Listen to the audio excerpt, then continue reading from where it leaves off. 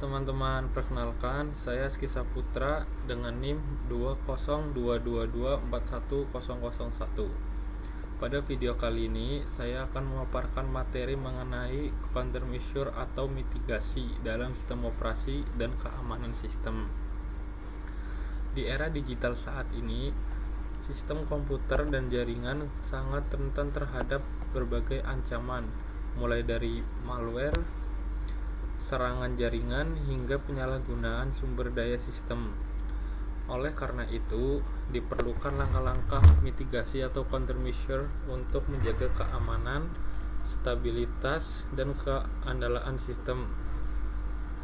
Dalam pemaparan ini, kita akan membahas beberapa bentuk countermeasure seperti patching and updates, firewall, intrusion detection system, atau disingkat IDS, antivirus and anti-malware, secure configuration, sandboxing di Chrome dan mobile, virtualisasi untuk isolasi.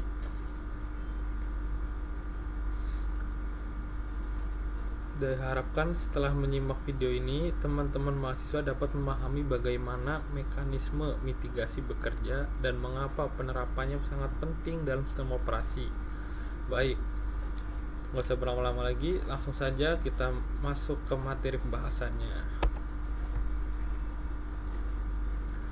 Materi pertama yang akan saya bahas yaitu tentang countermeasure atau mitigasi. Yang ini adalah apa sih countermeasure atau mitigasi ini? Countermeasure adalah tindakan penanggulangan, setara mitigasi upaya mengurangi risiko atau dampak. Jadi countermeasure atau mitigasi adalah langkah tindakan atau strategi yang dilakukan untuk mencegah, mengurangi, atau menanggulangi risiko, ancaman, atau dampak negatif dari suatu masalah. Dalam sistem operasi, countermeasure dalam sistem operasi adalah sekumpulan mekanisme, kebijakan, dan teknik yang diterapkan oleh sistem operasi untuk mencegah, membatasi, serta mengurangi dampak ancaman, kesalahan, atau penyalahgunaan sumber daya sistem sehingga keamanan, stabilitas, dan keandalan sistem dapat terjaga. Dengan demikian, countermeasure dalam sistem operasi berperan sebagai lapisan pertahanan internal OS yang melindungi sistem dari kesalahan program, konflik penggunaan sumber daya, serta ancaman keamanan baik dari dalam maupun luar.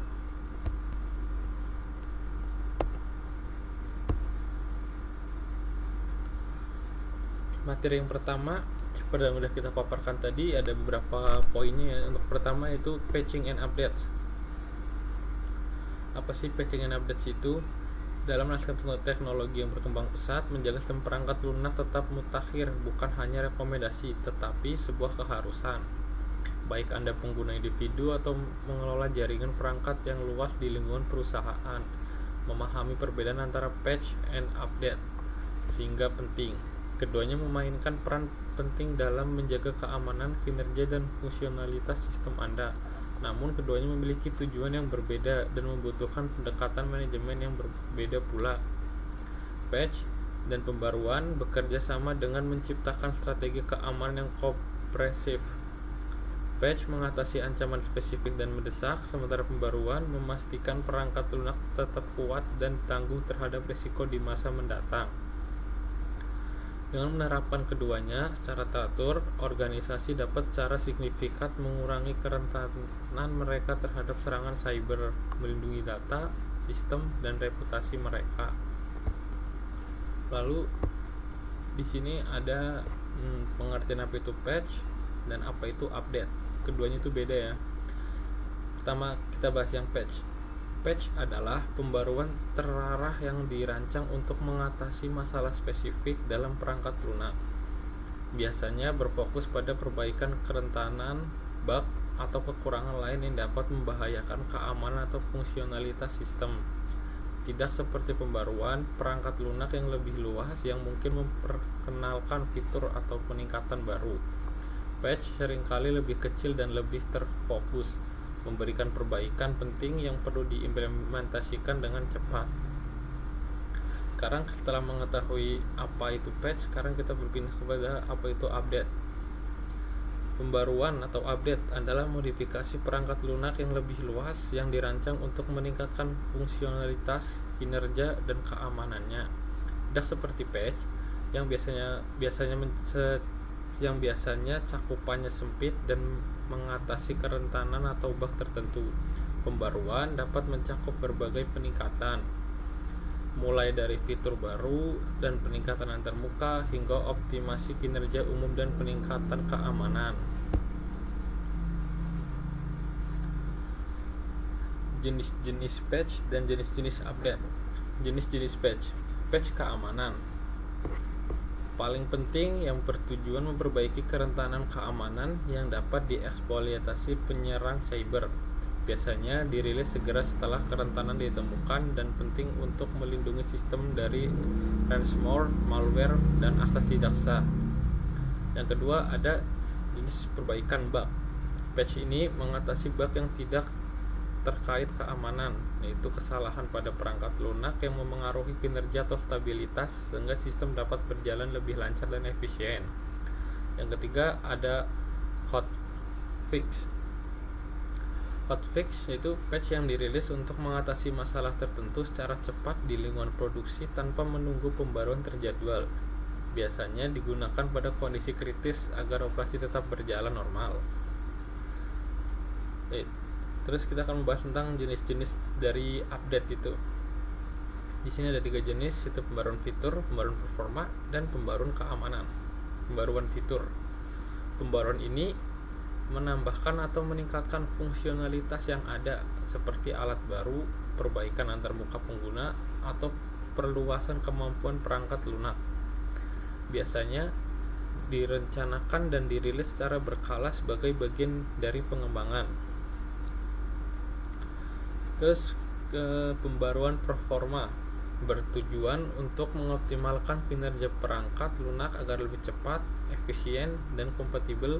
Pembaruan ini mengatasi masalah seperti waktu muat lambat, penggunaan memori, dan stabilitas sistem. Yang terakhir ada pembaruan keamanan. Selain patch, pembaruan ini mencakup peningkatan keamanan seperti enkripsi yang lebih kuat, autentikasi pengguna yang lebih baik, dan fitur privasi data yang untuk melindungi dari ancaman cyber. Nah, sekarang kita masuk kepada poin kedua, yaitu tentang firewall. Firewall yaitu pengertiannya adalah firewall merupakan sistem keamanan jaringan yang dirancang untuk melindungi perangkat pengguna dari akses yang tidak sah. Kalau diibaratkan, firewall berfungsi seperti pagar atau gerbang keamanan yang memantau siapa saja yang melintas. Secara teknis, sistem ini memang bekerja untuk mengawasi data yang masuk atau keluar dari jaringan Anda. Firewall akan memeriksa tiap-tiapnya, lalu memastikan apakah data tersebut aman atau justru membawa virus atau malware. Apabila terdeteksi hal-hal yang mencurigakan, firewall akan langsung memblokir data tersebut agar tidak masuk ke perangkat Anda. Nah, firewall sendiri bisa berupa hardware yang memiliki fitur keamanan atau software yang diinstal di perangkat Anda. Setiap jenis ini bekerja sesuai aturan yang sudah ditetapkan, seperti izin akses untuk website tertentu atau memblokir aplikasi tertentu. Kemudian kita akan membahas tentang fungsi firewall itu sendiri. Apa sih fungsi firewall? Firewall berfungsi melindungi perangkat dan jaringan dari berbagai ancaman cyber dengan mendeteksi serta menghalau serangan berbahaya seperti DDoS yang dapat mengganggu kestabilan jaringan. Firewall juga mencegah akses tidak sah dengan memfilter dan memblokir aktivitas mencurigakan dari pihak luar yang mencoba masuk tanpa izin, sehingga data lebih aman dari hacker. Selain itu, firewall mengatasi seluruh lalu lintas jaringan dengan memeriksa setiap data yang masuk dan keluar untuk memastikan tidak mengandung virus, malware, atau ancaman tersembunyi lainnya. Sistem ini juga membantu mencegah kebocoran data dengan memastikan hanya data yang aman yang dapat dikirim keluar jaringan. Di dalam jaringan, firewall dapat mengontrol hak akses pengguna tertentu secara mengatur penggunaan bandwidth agar tetap efisien dan tidak disalahgunakan. Mengenal jenis-jenis firewall. Di sini ada 7 jenis-jenis firewall yang akan kita bahas, yaitu jenis yang pertama itu ada hardware firewall, kedua ada software firewall, ada package filtering firewall, yang keempat ada circuit level gateway, yang kelima ada stateful inspection firewall, yang keenam ada proxy firewall, dan yang terakhir ada cloud firewall.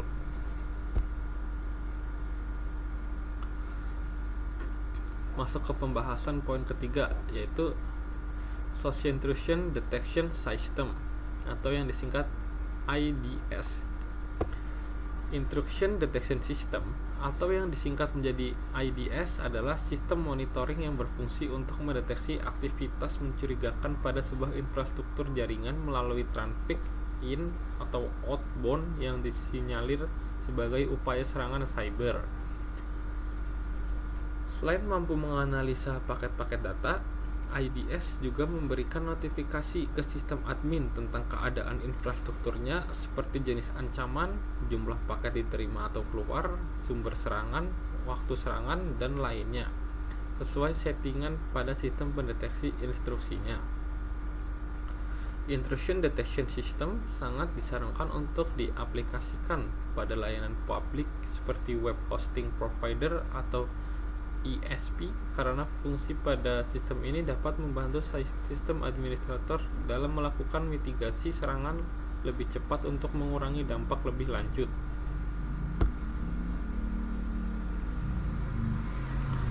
Di sini kita membahas tentang jenis Intrusion Detection System. Jenis-jenisnya ada Network Based IDS, Host Based IDS, Protocol Based IDS, Application Protocol Based IDS. Yang pertama, Network Based IDS atau NIDS. Jenis IDS ini secara komprehensif akan melakukan monitoring dan perlindungan terhadap infrastruktur jaringan yang dimiliki. Network Based Intrusion Detection System (NIDS) dapat dengan cepat dalam menganalisa sebuah paket masuk dan keluar seperti konten dan metadata, termasuk menganalisa setiap celah keamanan pada subnet jaringan yang terhubung. Yang kedua, di sini ada Host Based IDS atau HIDS. Host Based IDS dapat melakukan monitoring host atau komputer yang telah terinstall. IDS Host Based memiliki kemampuan dalam menganalisa setiap paket data yang diterima dan dikirimkan ke endpoint jaringan secara real time untuk mengurangi dampak serangan dari sisi internet dan eksternal seperti traffic dan analisa logging aktivitas yang mencurigakan. Berikutnya ada Protocol Based IDS atau bisa disingkat PIDS. Protocol Based IDS adalah jenis pendeteksian yang memiliki fokus pada aplikasi yang terinstall dalam web server. Pada umumnya, protokol based akan melakukan monitoring dan analisa dari standar protokol seperti HTTP atau HTTPS dan layanan web server lainnya. Yang terakhir, jenis-jenis dari Intrusion Detection System ada Application Protocol Based IDS atau disingkat APIDS. Sistem Application Protocol Based memiliki kemampuan dalam melakukan tracking dan interpreter setiap kondisi yang diminta oleh aplikasi dalam server. Contohnya seperti monitoring SQL, protokol ke middleware saat terjadi aktivitas transaksi data dengan web server.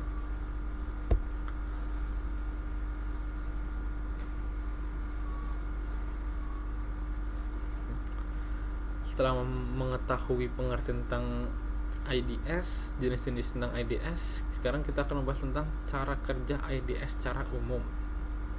Cara kerja IDS secara umum meliputi 1. Menyediakan database ekstensi untuk mengumpulkan signature serangan yang dapat digunakan untuk mencocokkan dan mendeteksi ancaman yang diketahui.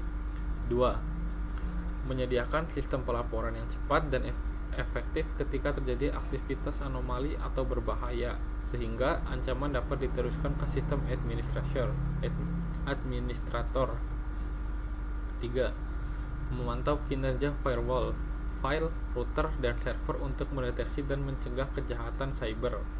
Dan terakhir, keempat, memungkinkan sistem administrator untuk mengatur dan memahami jejak audit dan log sistem operasi yang relevan yang seringkali sulit untuk dikelola dan dilacak.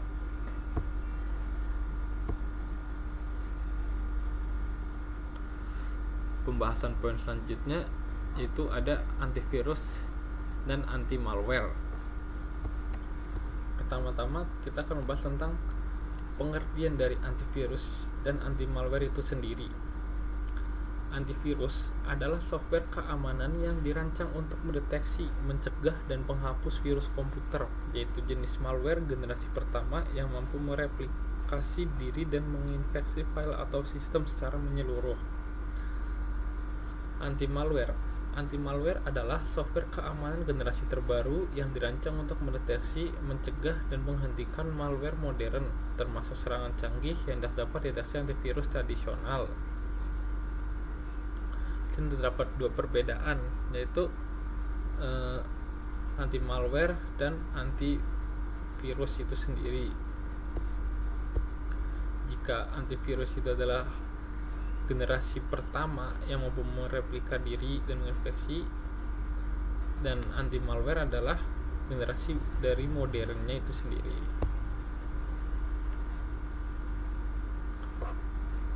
Berikut ada fungsi antivirus dan anti malware. Fungsi utama antivirus. Antivirus mengemban beberapa tugas inti. 1. Melindungi dari virus klasik yang merusak file atau sistem.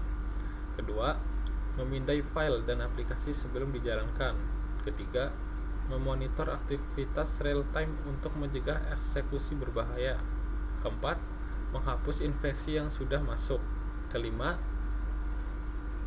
mengisolasi file berbahaya ke quarantine agar tidak menyebar. Antivirus sangat penting digunakan, tetapi tidak lagi cukup untuk melindungi dari ancaman modern seperti ransomware dan spyware. Dua, ada fungsi anti malware.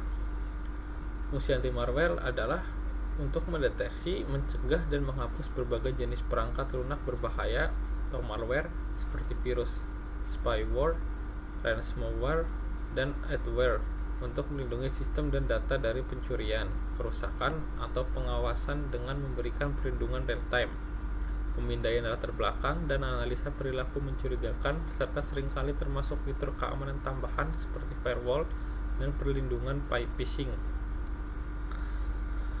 Mengapa untuk sistem keamanan di zaman sekarang wajib menggunakan anti malware? Kita akan membahas atau membedah alasan-alasannya, yaitu jenis serangan modern meningkat 500% dalam 3 tahun terakhir. Ransomware menjadi serangan paling merugikan secara global. Serangan berbasis fileless meningkat pesat. Antivirus tradisional tidak update cukup cepat. Perilaku malware semakin beragam dan cerdas. Karena alasan itulah tadi menjadikan mengapa sistem keamanan sekarang wajib menggunakan anti malware bukan antivirus.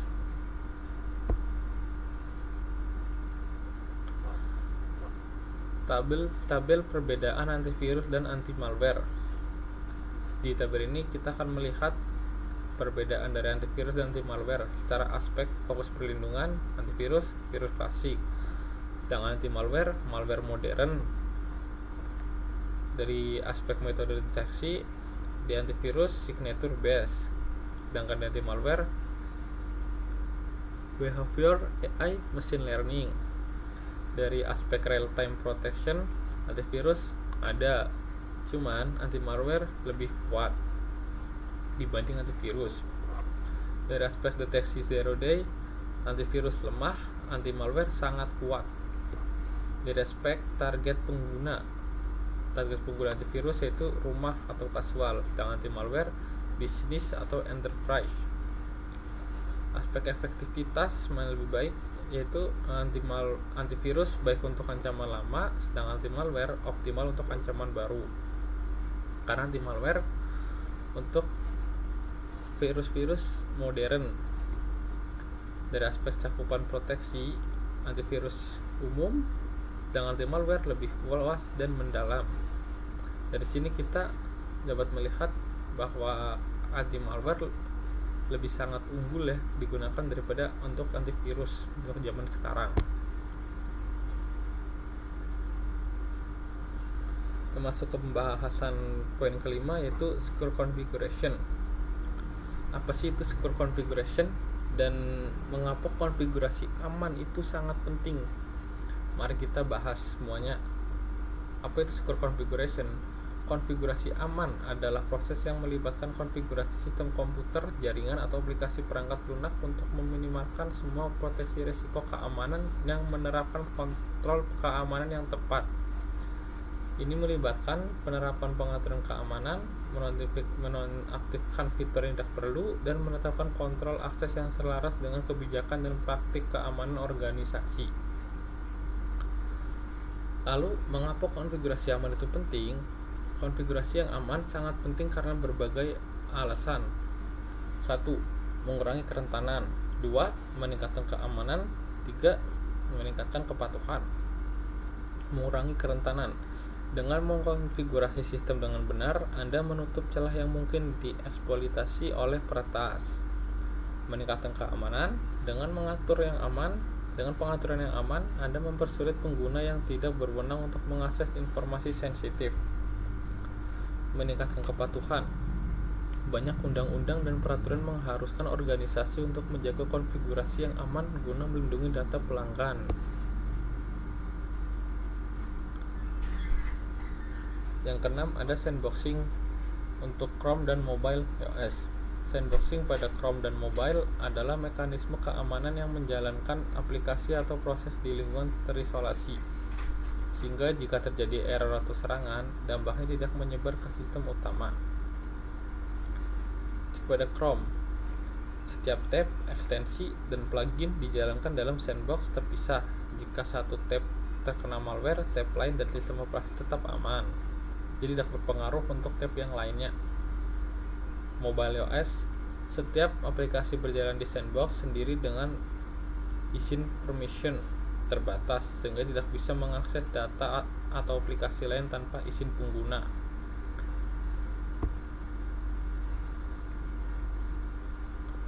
Fungsi sandboxing pada Chrome dan mobile. Fungsi sandboxing pada Chrome untuk mengisolasi setiap tab, ekstensi, dan plugin. 2. Mencegah malware dari situs tab menyebar ke tab lain atau ke sistem. Sedangkan fungsi sandboxing pada mobile yaitu untuk mengisolasi setiap aplikasi, melindungi data pengguna dan sistem operasi. Ada juga perbedaan sandboxing pada Chrome dan mobile iOS. Perbedaannya meliputi aspek objek yang diisolasi pada Chrome, tab dan ekstensi, pada mobile, aplikasi. Untuk aspek tujuan utama, pada Chrome keamanan browsing, pada mobile iOS keamanan data dan sistem. Aspek dari metode isolasi proses browser, pada mobile iOS sandbox dan permission. Aspek terakhir yaitu dampak serangan. Dampak serangan Chrome itu terbatas pada tab, pada mobile terbatas pada aplikasi.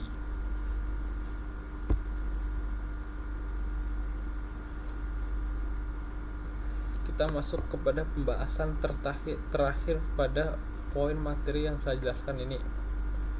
Bahasan poin terakhir materi ini yaitu virtualisasi untuk isolasi. Apa sih itu virtualisasi? Virtualisasi adalah teknologi yang memungkinkan sebuah mesin fisik seperti server untuk menjalankan beberapa sistem operasi secara bersamaan. Setiap sistem operasi ini berjalan dengan virtual machine yang merupakan lingkungan terisolasi di dalam perangkat keras yang sama.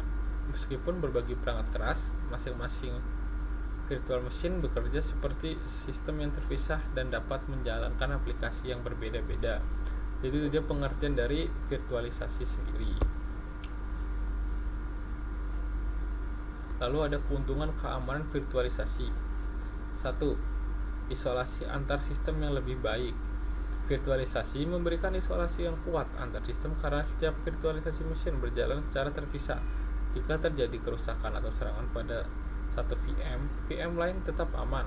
Hal ini mengurangi risiko penyebaran virus atau malware ke seluruh sistem. 2. Ada cadangan dan pemulihan bencana yang lebih cepat. Proses backup dan pemulihan menjadi lebih mudah karena VM dapat dicadangkan seperti file. Jika terjadi kerusakan atau bencana, VM dapat dipulihkan dengan cepat tanpa harus memulihkan server fisik secara keseluruhan, sehingga operasional tetap berjalan. Ketiga, ada pengolahan keamanan yang terpusat. Keamanan dalam virtualisasi dapat dikelola secara terpusat melalui satu platform manajemen. Administrator dapat memantau, mengatur kebijakan keamanan, melakukan audit, dan mendeteksi ancaman dengan lebih efisien. Jenis-jenis virtualisasi dalam infrastruktur IT. Ada beberapa jenis virtualisasi yang sering digunakan dalam perusahaan untuk mendukung berbagai aplikasi dan kebutuhan bisnis. Berikut adalah beberapa jenis virtualisasi yang penting.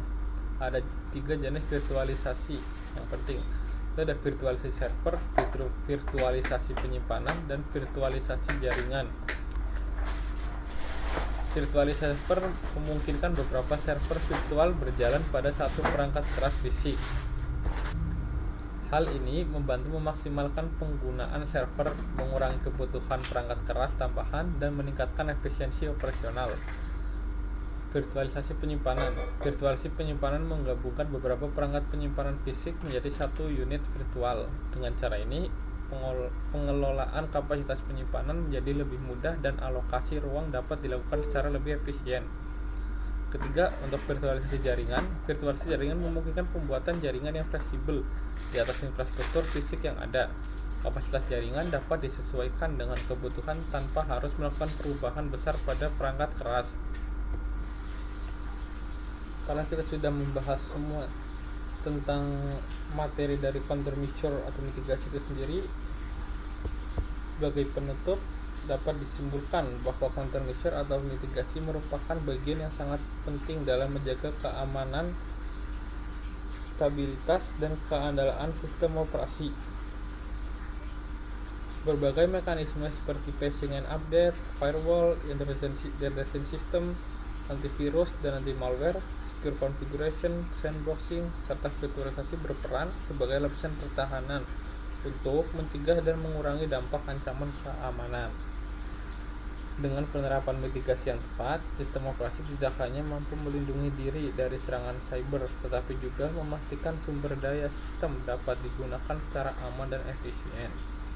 Demikianlah pemaparan materi mengenai countermeasure atau mitigasi. Saya ucapkan terima kasih atas perhatian teman-teman semua.